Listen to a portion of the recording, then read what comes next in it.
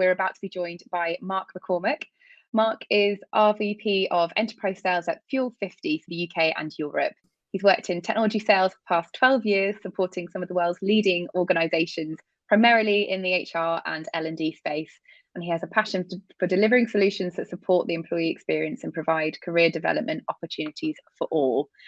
He's joining us today to talk about why talent optimization it must be your 2025 imperative. So welcome, Mark. Thanks for joining us. Thank you. Thank you very much. Perfect. Wonderful. Okay. Good morning, and thank you all for joining the session. What I wanted to do today is really share some findings, some data, and some valuable information as to why talent optimization is so important, and really hopefully give you some golden nuggets to take away with you today.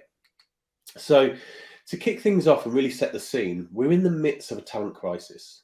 There's a talent shortage across Europe, and in fact, we're at a 16-year high. And this recovery is unlike anything we've ever seen.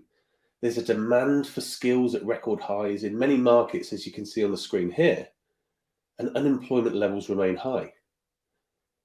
We're seeing uneven economic growth continue, with some markets recovering, while others lag, hampered by COVID variants, lockdowns, supply chain challenges. I'm sure we've all seen and experienced this over the last couple of years. We've seen that more than half of businesses across Europe are experiencing skill shortages that can potentially cause a threat to their growth. 78% of employers are having difficulty filling jobs due to a lack of skilled talent. That's a huge number.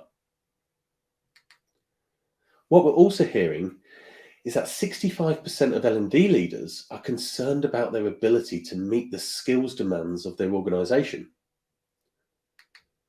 with a lack of career development being one of the key factors that their employees have stated for leaving. So offering skills and education is one way for organisations to mitigate that risk. And something to think about within your own organisation. How ready is your organisation for the skills you need in 5 years' time? And how are you preparing your workforce for the future? Now, we're entering the era of talent optimization, and there's going to be 3 driving imperatives for the next 5 years at least, which is reskilling. We need resilient workforces, and retention is going to remain top of mind. How do we retain and grow our talent? Now, whilst retention is a focus for many organisations, resilience is a huge topic and focus area, really taking what we've learned from the pandemic. How do we build more resilient workforces? How do we support the well-being of our employees? So what we're seeing is the key risks today in these 4 interrelated topics that combine create kind of a perfect storm for talent risk. Reskilling. This is the current talent risk that we're all seeing today. Succession planning risk. We're all still facing that. We're experiencing increased costs associated with people leaving and new hiring. And employees are demanding better health and well-being. But then when we look forward 5 years, what do we also need to anticipate when we look to future-proof our workforce?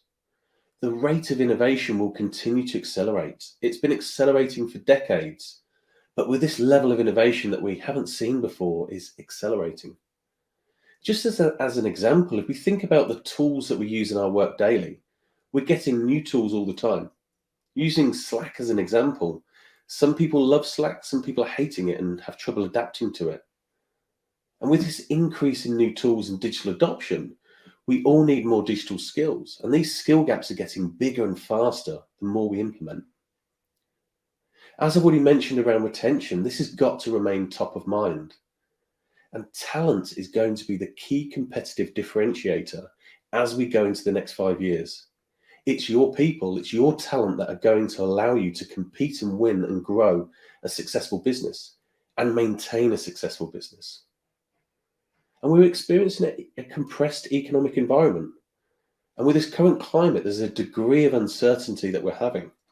So we absolutely need to take care of our talent because our talent is uncertain about their future.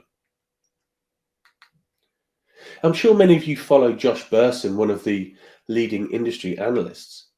And what Josh has told us is that there are 5 imperatives for the future of talent.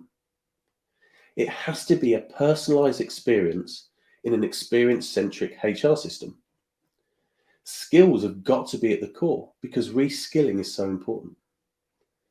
You need to have data to help you make great talent decisions powered by AI. We need to remain agile and resilient, as we've talked already. So we really need to build this into our business and operating methodologies and our HR practices so we remain agile. And that goes right down to your career framework and your skills architecture that needs to remain agile. And what we've learned in the last 5 years is that transparency around our decision making is so important. We need robust data to help us make great decisions about talent because DE&I is so important. So now more than ever, our decisions about our people need to be robust. They need to be based on good skills. They need to be based on good intelligence, and they need to be defensible. Now, in terms of our talent strategies, we've got 4 key areas that have always been a key part of our thinking. The first is buying externally. Now, the challenge here is it costs at least twice as much to hire externally. And actually, from what I'm hearing all the time, that's probably underestimated, and it's more likely to be 3 times or 4 times. Some other interesting facts that you may or may not know. An external hire is 61% more likely to be fired. They take twice as long to get up to speed.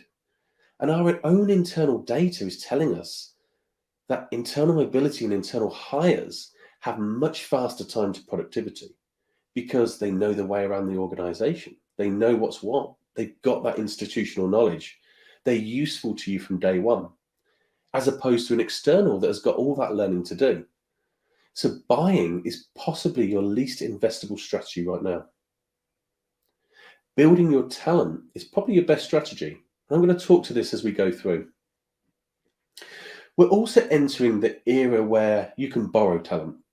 And the gig mentality has been well and truly established now. And by gig, I mean short-term projects and secondments.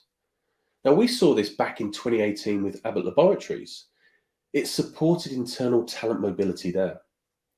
When the COVID outbreak hit, they had to rapidly redeploy people to those projects to solve the problem of a global COVID-19 test. And they were the first to market. But they were using gigs to get the right people into those project teams as fast as possible. So a fantastic example of why borrowing talent internally is so important. And then creating a bridge strategy where you've got a really engaged approach to your talent community. And that's part of our work today. So when you're thinking about your talent pool, can they see a future path to opportunities?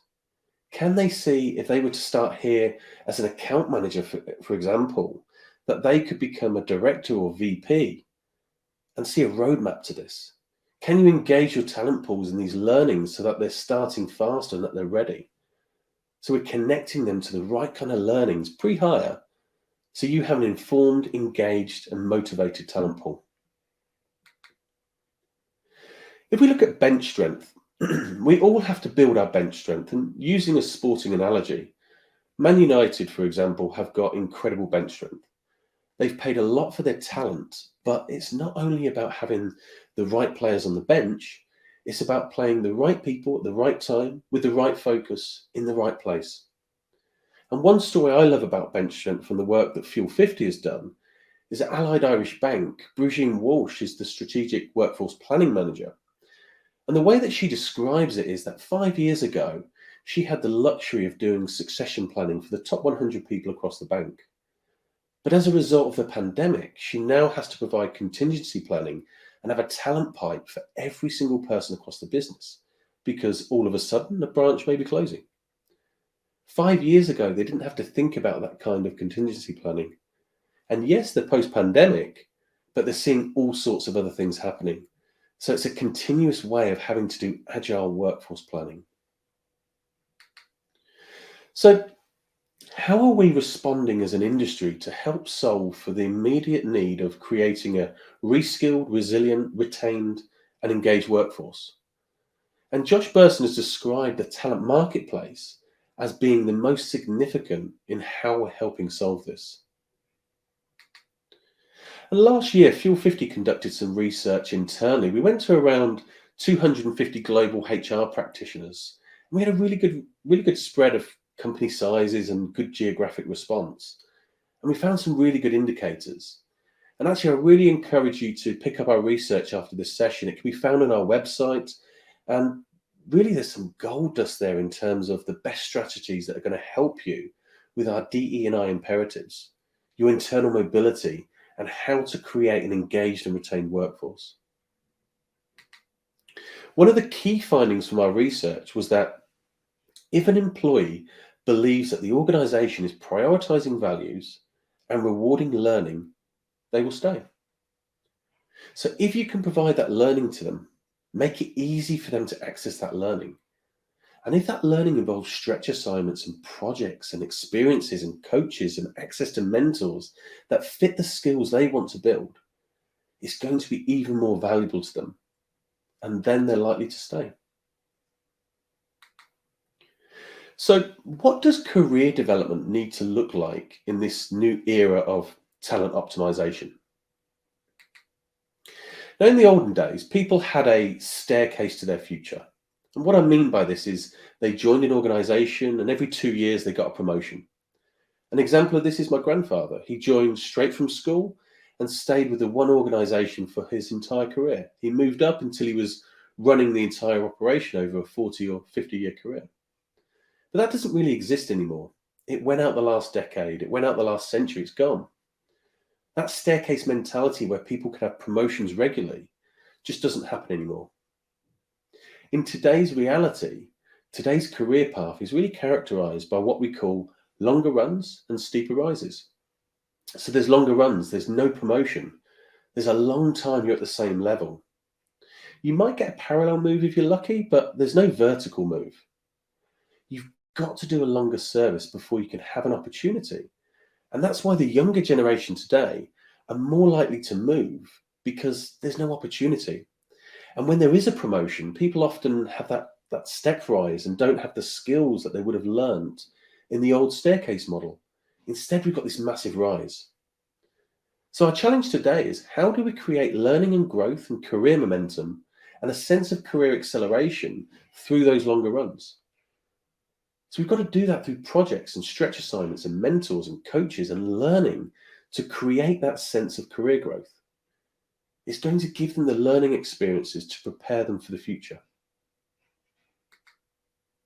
So in today's career, the ladder's gone, the staircase is gone. Today's career is much more like a lattice. It's like a climbing wall. You've got to be agile. You've got to move left. You've got to move right and make connections. Today's career approach has got to be about a networked organization where people are working cross-functional, knowledge sharing, and internal opportunities, assignments, project work becomes as critical to building your network more broadly. And this is what that looks like with the talent marketplace. And this is a relatively new concept in HR technology.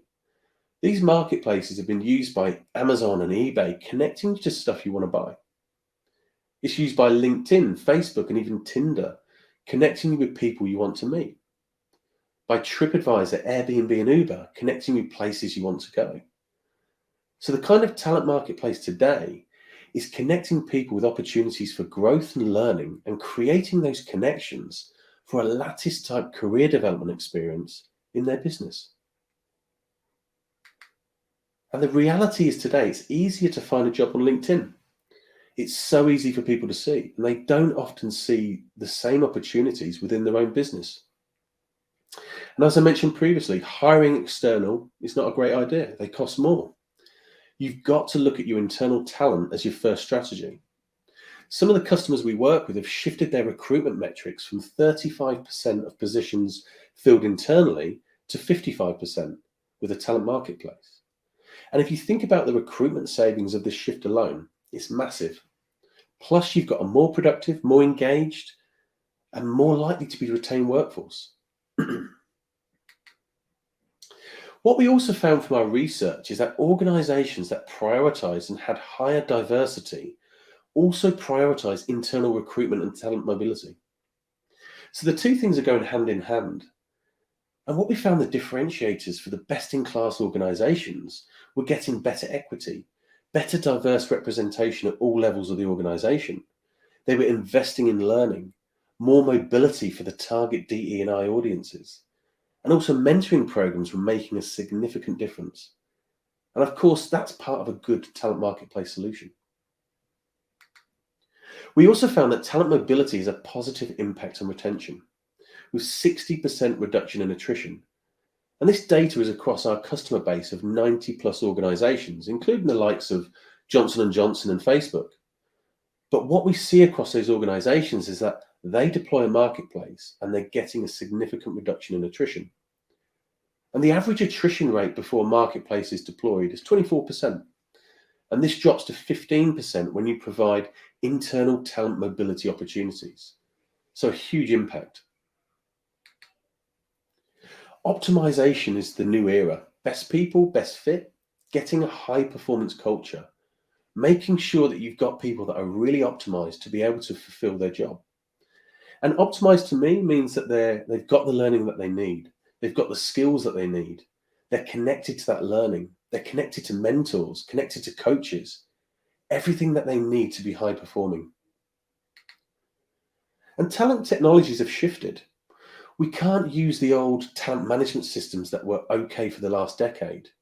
And really, we've been on a trajectory where talent technologies used to be all about employee records. And then the Workdays and the Oracles and success factors of this world automated it and took it to the cloud. But really, we're entering the era of real-time employee enablement, enabling them to be optimized to do their best work. And when considering any talent system, the key things to think about that you see on the left ROI axis on the slide, how will it deliver you a bottom line benefit? How is it affecting your retention? How is it affecting your engagement? How is it impacting your workforce being reskilled for the future? How is it impacting the learning and resilience of your people? These really are key. Now, talent optimized organizations of the future will be identifying the best talent, seeing where their talent is and knowing how to grow and keep their best talent. But it's also an equal focus on the skills. What skills do you have across the organization? That you really know what skills you need for the next 5 years. So anticipating where the in-demand skills are so that you can make strategic skills-based decisions in your organization. It's about having the right information to make the right decision around your talent so that your organization is agile and optimized for the future. And coming back to where I started, where Josh Burson told us about the 5 imperatives, our talent marketplace at Fuel 50 is personalized, human-centric, skills at its core that matches to those 5 imperatives. We're changing the economics of talent in businesses by reforming the talent supply-demand chain, transforming the rate of attrition with a 60% reduction in employee churn where Fuel 50 is being used, while enhancing the value of talent with organizations like Abbott, as I mentioned, being first to release a COVID-19 test, reskilling their global workforce of 110,000 employees at scale, with 375,000 reskilling actions taken through Fuel 50 in the 6 months prior to the release of the test. And our marketplace solution transforms the talent dynamics in organizations, changing the internal talent supply. So this impacts our clients' bottom line, but it also translates into business results. Thank you very much for listening. I hope this gave some valuable information to take away. And as mentioned during the session, please visit our website that you see on the screen to download our research, and please feel free to connect with me online. Thank you very much. Excellent. Mark, thank you so much. Some really great stats in there, which hopefully will help viewers to build their own business cases to invest in talent, and really big believers in that gig economy too. So thank you so much. Really enjoyed that. Absolutely. My pleasure. Thank you. Thanks.